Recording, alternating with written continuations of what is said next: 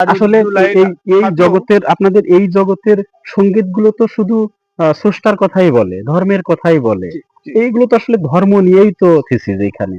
ধর্মের বাইরে তো এখানে কোনো কিছু না, আমরা লক্ষ্য করি আমরা না। মূলত আমরা যে ধর্মটা করি মানব ধর্ম, বিনয়, সর্বদাই।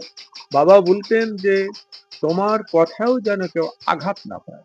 তোমার চলার মধ্য, তোমার বলার মধ্য, তোমার মানে পারিপার্শ্বিকতার মধ্য যেন কেউ কষ্ট না কষ্ট পায়। না পায়।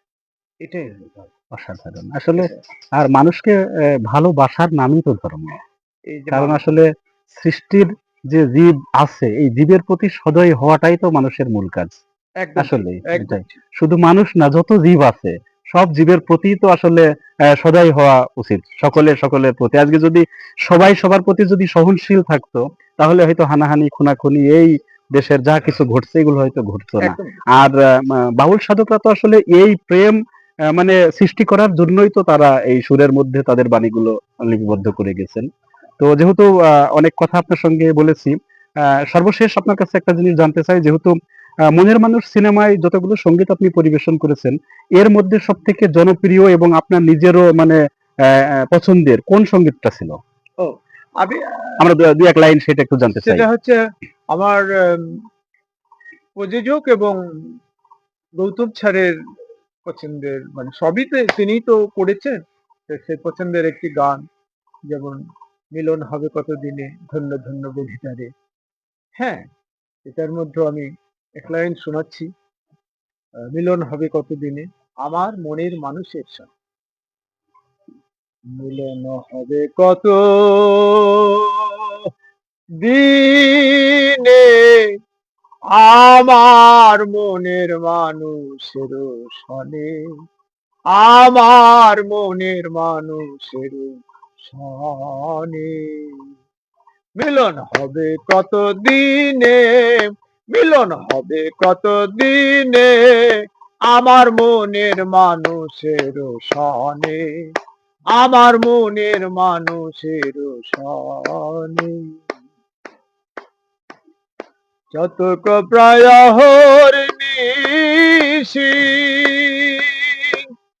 কে আছে কালো শোষী হব বলে চরণ দাসী হব বলে চরণ দাসী ও তা হয় না কপাল গুনে আমার মনের মানুষের সনে আমার মনের মানুষের সনে মেঘের বিদ্যুৎ মেঘে যাব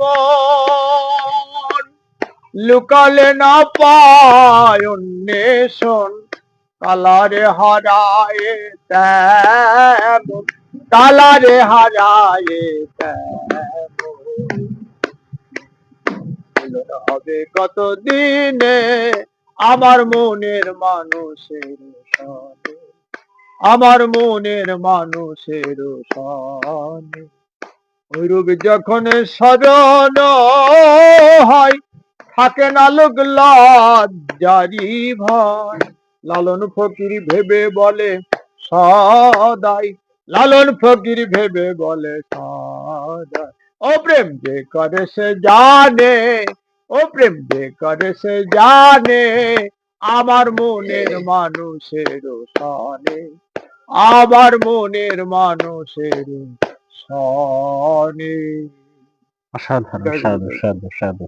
আসলে মানে সিনেমায় এই গানের নামকরণ থেকেই কিন্তু হয়তো মনের মানুষ সিনেমার নামকরণ করা হয়েছে। আসলে এই মানে আপনি একজন সাধক মানুষ হিসেবে এই মনের মানুষ, আসলে এই মনের মানুষটা সিনেমাতেও কিন্তু শেষেও সকলেই কিন্তু শুধু লালন সাইজির পদ থেকে বলা হয়েছে যে আজও মনের মানুষের দেখা পেলাম না। পেলাম আসলে এই মনের মানুষটা কি ঈশ্বরের কথা বলা হয়েছে? ঈশ্বরের কথা একদম এটা সবসময় মানে স্রষ্টার ঈশ্বর কথা বা বলা হয়েছে? স্রষ্টার কথা বলা হচ্ছে মনের মানুষই তো সবাই খুঁজছে এই মনের মানুষটাকে খুঁজে বেড়াচ্ছে তাই সাইজির পদের মধ্যেও মনের মানুষের কথাই বলেছে ওখানে আবার আরেক জায়গায় বলছে যে ওই রূপ যখন স্মরণও স্মরণও হয় হয় থাকে না থাকে না লোক লোক লজ্জারও ভয়।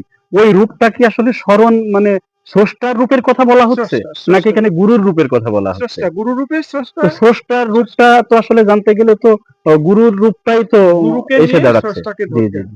গুরুকে নিয়ে স্রষ্টাকে ধরতে তার হবে। মানে পাত্রের আকার রঙেই হচ্ছে পানির রং। বানিয়ে দেওয়া। জি। জি, জি।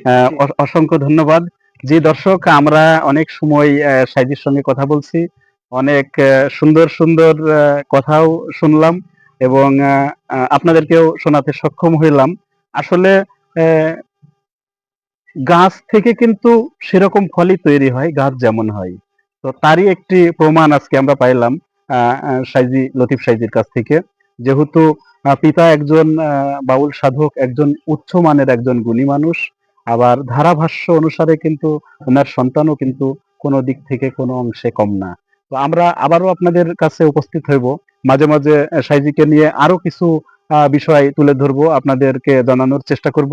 ততক্ষণ পর্যন্ত আপনারা সবাই ভালো থাকবেন, সুস্থ থাকবেন। আবার দেখা হবে আপনাদের সঙ্গে।